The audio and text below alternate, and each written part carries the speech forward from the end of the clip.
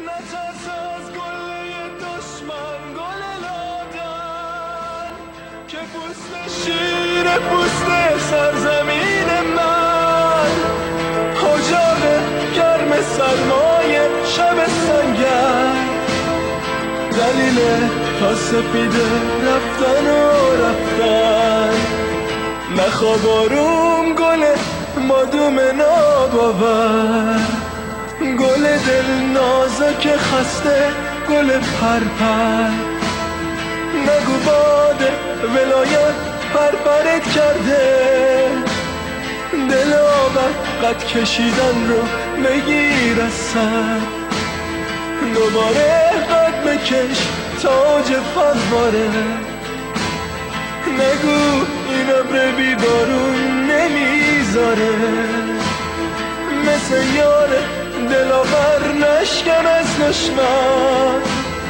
ببین سر میشکنه تا وقتی سر داره نذاشتن هم صدایی رو بلد باشیم نذاشتن حتی با هم دیگه بد باشیم کتابای سفید و دوره میکردیم که فکر شب کلاهی از نمد باشیم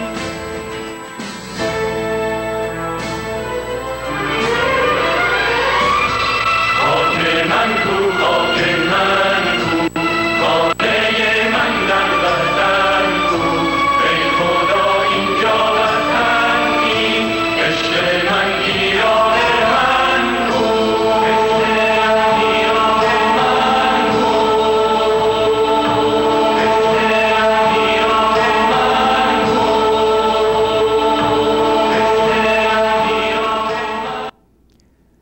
با درود خدمت شما هم میهنان نازنینم در سراسر دنیا، به ویژه هم میهنان بسیار عزیز و نازنینم در داخل ایران. من سوزی یاشار هستم، مجری برنامه صدای مردم و ما برنامه امروز ما با خبر اعتصاب غذای 2 خاتون ایرانی، 2 بانوی ایرانی در مقابل وزارت خارجه سوئد، اعتصاب غذا برای اعتراض به زندانی کردن افراد سیاسی، به ویژه خانم نسرین ستوده. امروز 3 روز است که این بانوان ایرانی اعتصاب غذا کردند. خانم آذردخت زمانی و سامیه رونقی که درود به شرف این خاتونهای ایرانی و امیدوارم هم میهنان ما در سوئد همراه این شیرزنان ایرانی شوند و اعتراض را بزرگتر و بزرگتر در مقابل جهانیان قرار بدن که این روزها بسیار ما نیاز داریم جهانیان اطلاعات کامل از وضعیت مردم ایران، از وضعیت زندانیان سیاسی داشته باشند که بدانند مردم بیگناه ایران چطور تحت ستم جمهوری اسلامی قرار گرفته‌اند و یک باره نخواهند به قول معروف چوب را بردارند و به جای جمهوری اسلامی بر شانه و سر و صورت ملت ایران بزنند، یعنی یک باره نخواهند وضع حمله را قبول بکنند. همینطور دیروز تظاهراتی در اسلو نروژ توسط ایرانیان برای آزادی زندانیان سیاسی برگزار شد که تعداد بسیار زیادی از هم‌میهنان ما در آنجا اعتراض کردند. یک هنرمند مردمی کار بسیار ارج‌گذاری را در این هفته شکرگزاری انجام داد که قابل ستایش می باشد و واقعا باید گفت درود به شرف این هنرمند مردمی و معروف ستار نازنین. این هنرمند در روز شکرگزاری به خانه سالمندان می رود و افراد سالمند را، افرادی که در خانه سالمندان گذاشته شدند و گاهی هم کسی را ندارن، گاهی هم یا اگر کسی را دارن به دیدارشان نمی روند، بسیار شادمان کرد و همه خوشحال شدن از دیدن ستار، خواننده مردمی. و ما هم وقتی خبر را شنیدیم درود فرستادیم به این مردی که تنها نه اینکه میگوید یا سخن میگوید یا میخواند از ملت ایران، بلکه در همه مواقع در کنار ملت ایران حتی در روز شکرگزاری در کنار مادر پدرهایی که در آن خانه گذاشته شدند ایستاد و آنها را شادمان کرد. درود بر تو ستار نازنین. دیروز هم میهنان عزیز در ساعت 2:19 بامداد روز شنبه متاسفانه زمین لرزه‌ای به مقیاس 3.6 ریشتر در مقیاس امواج درونی زمین شهرستان ماهشر در استان خوزستان را لرزاند که خوشبختانه خسارت جانی به بار نیاورد، ولی فقط چند خانه کوچک روستایی خراب شدند که ما بسیار متاسف هستیم برای این افراد. به گزارش خبرنگار مهر، دومین زمین لرزه امروز روز یکشنبه شهر حسینیه در شهرستان اندیمشق را لرزان ساعت 6:58 بامداد و شدت آن 2.1 ریشتر گزارش شده که فکر نمی کنم و امیدواریم که هیچ خرابی، تا به حال خبری نداریم ولی امیدواریم که هیچ خرابی به بار نیاورده باشه، ولی از زمین و آسمان بر سر ملت ایران همینطور دارد میبارد. امیدوارم که ما به زودی نجات پیدا کنیم از شر جمهوری اسلامی که بتوانیم پیشگیری کنیم، بتوانیم کارهای امنیتی برای زلزله، برای سیل، برای همه چیز را انجام بدیم که اگر هر کدام از این وقایع آسمانی به وجود می آید یا فاجعه های آسمانی به وجود می آید، حداقل خسارت را یا حداقل چیز جانی را از دست بدهیم. بازداشت اعضای حزب پان ایرانیسم در کرج، پاسداران به خانه مهندس کرمانی رفتند و تعداد 10 نفر از این افراد را بازداشت کردند و با خود به بازداشتگاه معروفشان بردن. حال نمیدانیم کجا و هنوز چه موضوعی پیش می آید. در خبرهای آینده امیدوارم خبرهایی که کانال 1 میدونید دستگاه خبریش خیلی بسیار خوب و بسیارم پرمحتوا برگزار میشه و خبر داده میشه، امیدوارم در خبرهای بعدی شما خبر را از کانال 1 داشته باشید. علی فلاحیان جنایتکار وزیر اطلاعات جمهوری اسلامی در دولت هاشمی رفسنجانی برای نامزدی در انتخابات ریاست جمهوری این کشور اعلام آمادگی کرده. یکی یکی جانیان جلو می آیند و بعد هم قدرت‌های کوچک و دیگه قبول ندارن دیگه ریاست جمهور و بعد در ریاست جمهور ولی فقیه و این چیزها. میبینید این روزها به چه چیزهای، به چه روزی ما افتاده ایم که آیا لیاقت ما علی فلاحیان است که بیاید و ریاست جمهوری ایران قرار بگیرد؟ واقعا شرمنده نیست؟ یک کمی فکر بکنید، چه در داخل ایران و چه در خارج از ایران. فلاحیان در مصاحبه با آخرین شماره نشریه تجارت با بیان این که می‌خواهد رئیس جمهور شود ایده های اقتصادی خود را برای مدیریت ایران بیان کرد. وزیر اطلاعات سابق در ایران پیش از این از احتمال نامزدی خود در انتخابات ریاست جمهوری خبر داده بود. او که ریاست گروهی با نام جبهه اصولگرایان مترقی را بر عهده دارد، با بیان این که شرکت و نقش آفرینی در عرصه انتخابات وظیفه ملی است، افزود همه باید در انتخابات حضوری فعال، شاداب و سرحال داشته باشیم. اینها فقط وظیفه ملی رو در یک چیز می‌بینند، در رسیدن به قدرت. حال این قدرت می‌تواند ساماما باشد، می‌تواند دستگاه قضاییشان باشد، می‌تواند کهریزکشان باشد، می‌تواند زندان‌های اوین و جاهای کرج و این طرف آن طرف باشد، می‌تواند ریاست جمهوری باشد، می‌تواند شهرداری باشد. فقط وظیفه ملی یعنی این براشون. هیچ وظیفه‌ای در مقابل ما مردم ندارن. نه وظیفه در مقابل آزادی ما دارن، نه وظیفه در مقابل امنیت ما دارن، نه وظیفه در مقابل اقتصاد ما دارن، نه وظیفه در کنار خیابان‌های بچه‌ها رو جمع کنن، نه هیچ نوع وظیفه‌ای ندارن جز اینکه وظیفه ملی آنها به قدرت رسیدن است که بتوانند بیشتر و بیشتر صدمه به ملت ایران و کشور ایران بزنند.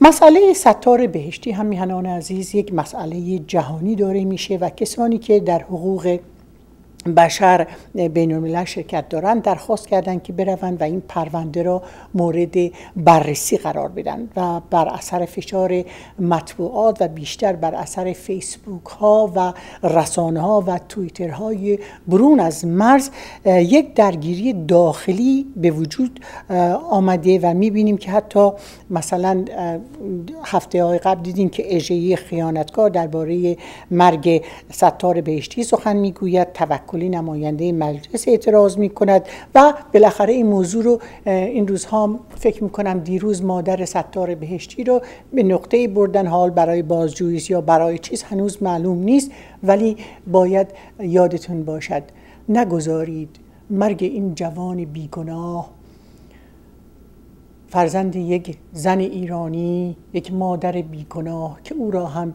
امروز فرزندش را بیگناه کشتند و امروز خودش را میبرند که حالا یا تحت بازجویی قرار بدن یا نگذارن ملت با او تماس بگیرد. نگذارید این مرگ همینجور به زودی خاموش شود و ساکت شود. ما باید از هر موقعیتی، یادتون باشه اپوزیسیون باید از هر موقعیتی استفاده بکنه. تنها راهی که می توانیم استفاده بکنیم همین چیزهایی است که اتفاق افتاده و دنیا می بینه که گناه بزرگی را جمهوری اسلامی کرده و این یه چیزی نیست که مثلا کار خلافی کرده باشه بعد مثلا برده باشنش در اثر یه مرگ طبیعی مرده باشه. معلوم شده که به طور کلی چند بچه های ایرانی، حالا ستار بهشتی رو صداش در آمده ولی نمیدونید که چقدر گمنام ها هم میهنان عزیز، چقدر بچه های گمنام ما کشته شدن در اثر شکنجه در زندان ها و این یک جریان قانونی است.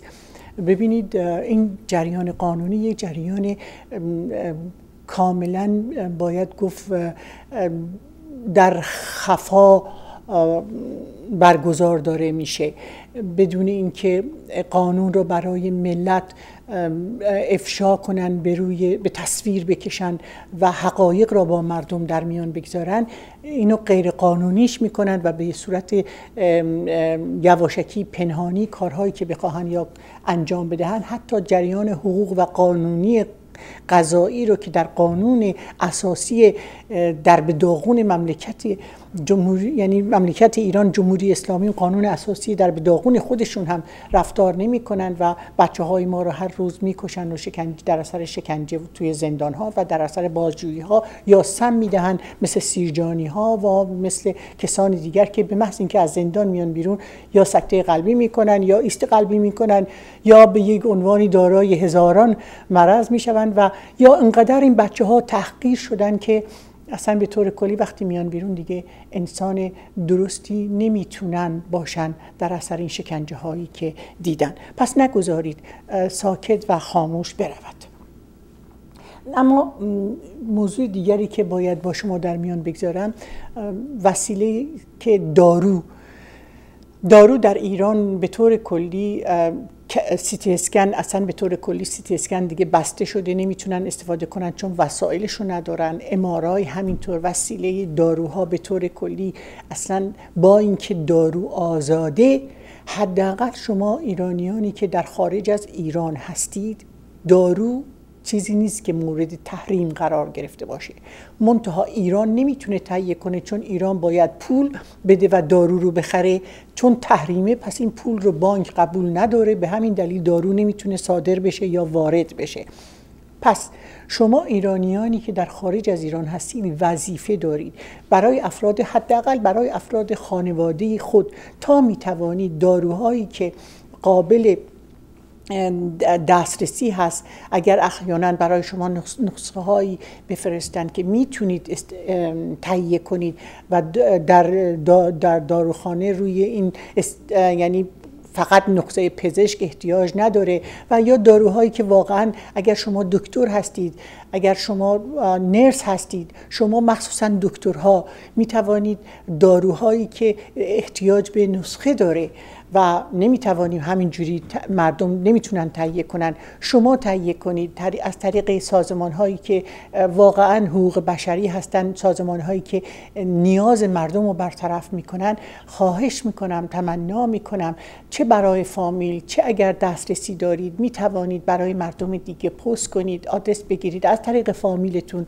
ببینید کی مریضه، کی احتیاج به دارو داره، این دارو رو تا اونجایی که میتوانید به دسترس، مخصوصا دواهای درد که این روزها مورد نیاز خیلی هست، مخصوصا انسولین. شما دکترها میدانید که انسولین چقدر مورد نیاز یک کسی که احتیاج داره حتما انسولین بزنه و مرض قند داره و این خطرناکه، یا هر نوع امراض دیگر، یا کسانی که سرطانی هستند، یا به این داروها نمیدانید چقدر مهمه و ما وظیفه داریم که تا اونجا که میتوانیم در کنار هممیهنانمان در داخل بایستیم.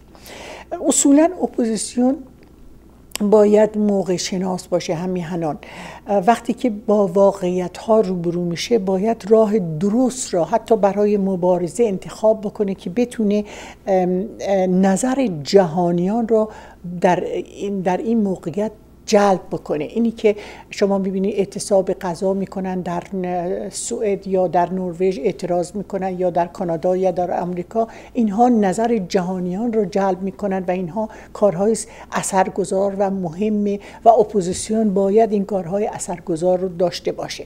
یه مثال براتون میزنم. نگاه کنید مثلا به همین گروه حماس. این گروه حماس از این روزها میبینید که موقعیت شناسن، این که میگن باید موقعیت رو بشناسن و درک کنن موقعیت سیاسی رو. اینجاست که این مثال براتون میزنم که اینو از سوریه الان کم کم دیگه دیدن قدرت سوریه داره از بین میره. به طور کلی همین روزها بشار اسد هم میدونین که همسرش به روسیه پناهنده شد و همین روزها دیگه آخراش باید باشه که امیدواریم واقعا با کمک آزادی خواهان آخر این جانی جنایتکار باشه. از سوریه کم جدا شده، به این طرف قضیه روی آورده و این اون موقعیت شناسی است که اپوزیسیون یا کسانی که در کار مبارزه هستن باید داشته باشن. خوب توجه بکنین شما ایرانیان نسبت به این روز. اما این روزها شما میبینین که جمهوری اسلامی خیلی داره، مخصوصا سپاه پاسداران خیلی داره رجزخوانی میکنه که ما قادر هستیم با آمریکا، استعمار، با اسرائیل در بیفتیم و موفق شویم و هیچ کاری هم نمیتوانند بکنن، به خصوص که میبینن که تحریم ها داره گسترده. وقتی تحریم ها گسترده میشه، بعدش دیگه اینو بدونید جنگ راه دیگری نیست مگر اینکه به سر عقل بیاین و از این کارشون دست بردارن، که البته اونم براتون میگم الان چی داره میشه و چه کسانی جناح سوم رو در جناح سوم قرار گرفتن. شما نگاه کنین مثلا به جنگ 8 ساله، با اینکه تمام فرزندان شجاع ایران زمین، سربازان شجاع ایران زمین و سلاحایی که از زمان شاه باقی مانده بود در این جنگ 8 ساله استفاده کردن، باز اما به خاطر حمایت آمریکا از عراق خمینی وادار شد که جام زهر رو بنوشه. برای همین وقتی اینا میگویند ما میتوانیم از پس آمریکا بر بیاییم و موفق و پیروز بشیم یا از پس اسرائیل بر بیاییم، اینها جز یک رجزخوانی چیزی بیش نیست. زیرا امروز ما همین اینو هنوز درک نکردن که جنگ تکنولوژی است و ایران فاقد از این ابزار تکنولوژی کامله، فاقده.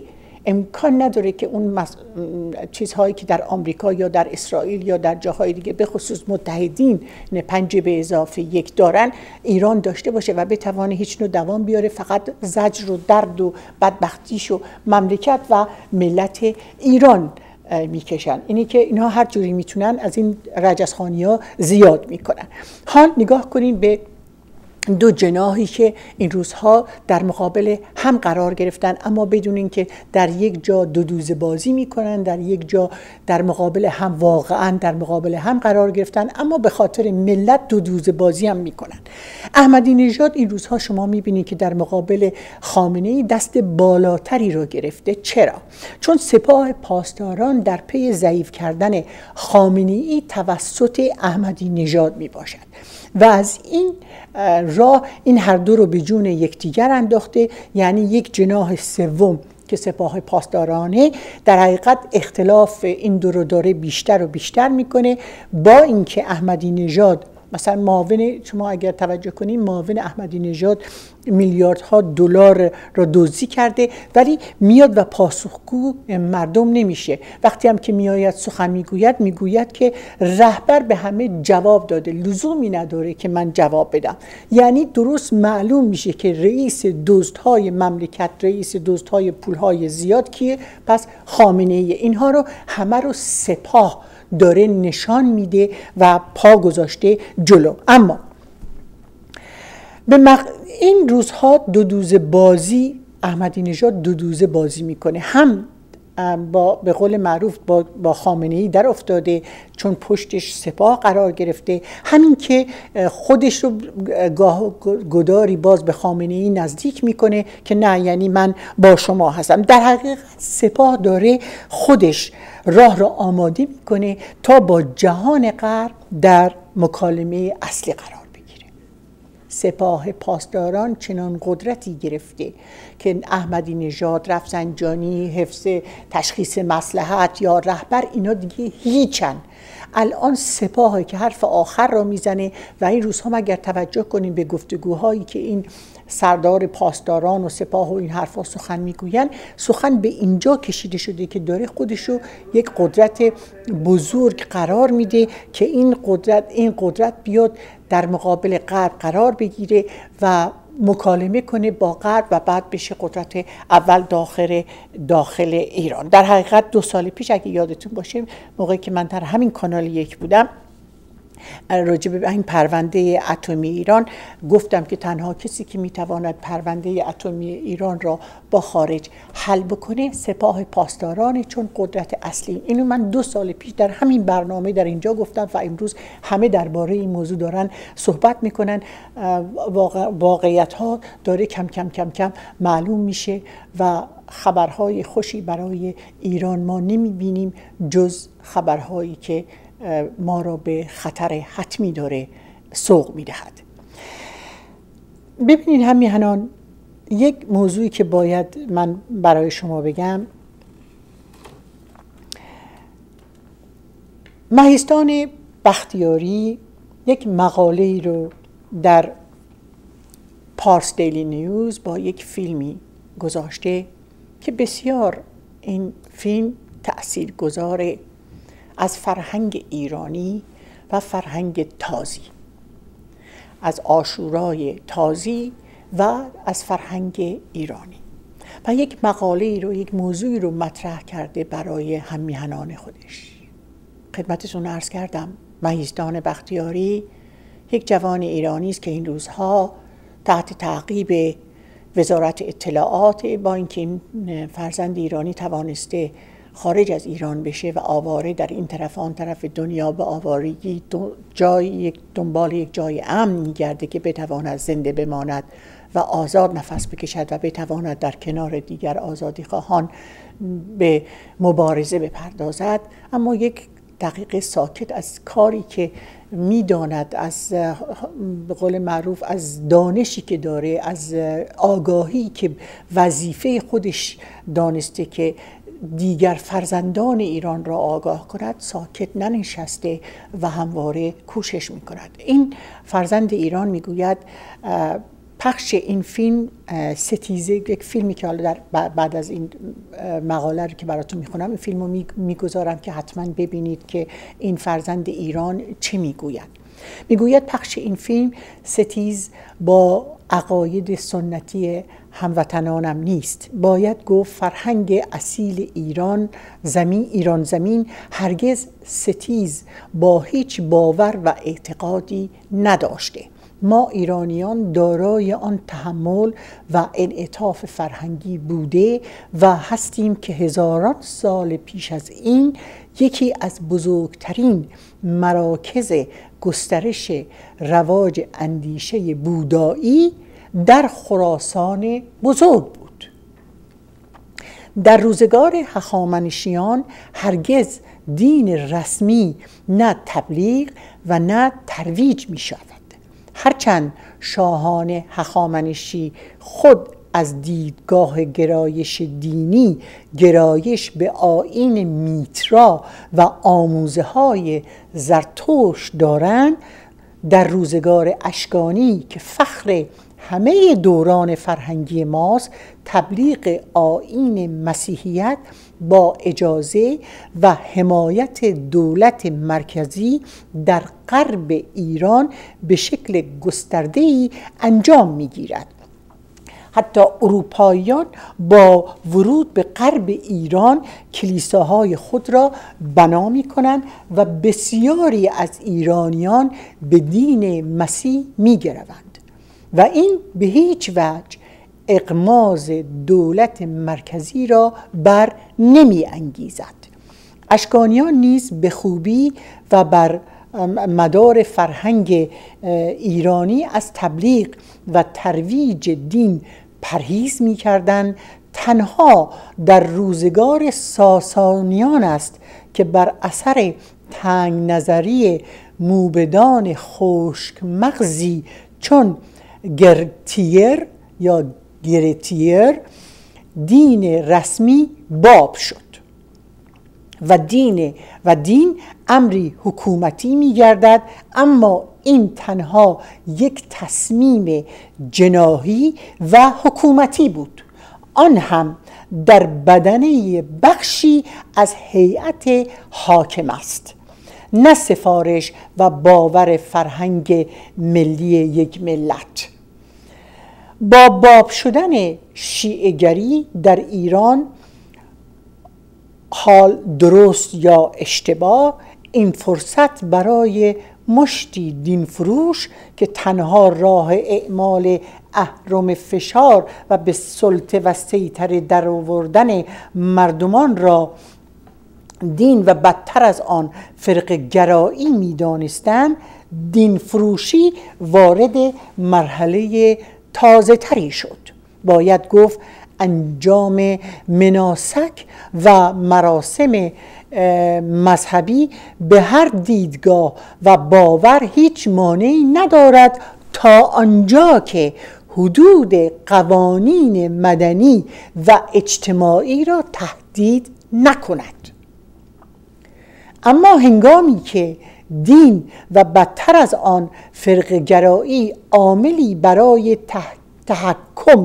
تحکم سیاسی و تخریب فرهنگ ملی و باور دگر اندیش باشد، این روش نه سفارش فرهنگ ملی و بومی ایران زمین بوده و نه با هیچ یک از معیارهای جهان نوع دموکراتیک امروزی سازگاری دارد. در فرهنگ ایرانی جشن یا در زبان اوستایی بزش شاید معادل امروزی نیایش و دعا باشد.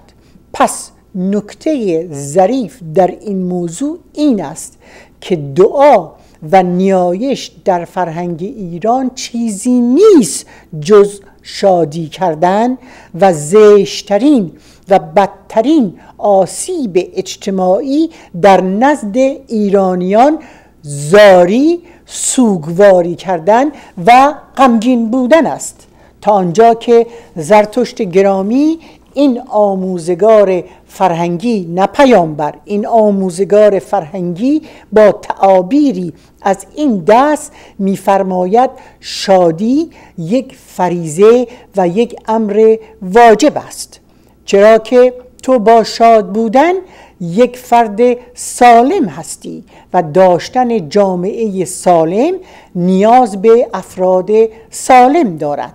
پس شادی برای سلامت جامعه یک امر ضروری است. واژه تن آسایی در آیین میترائیسم که امروزه به صورتی اشتباه دگرگون شده هم میهنان و به معنای کاهلی و تنپروری معنا شده، در واقع اشاره به آسودن و مراقبت از تن است.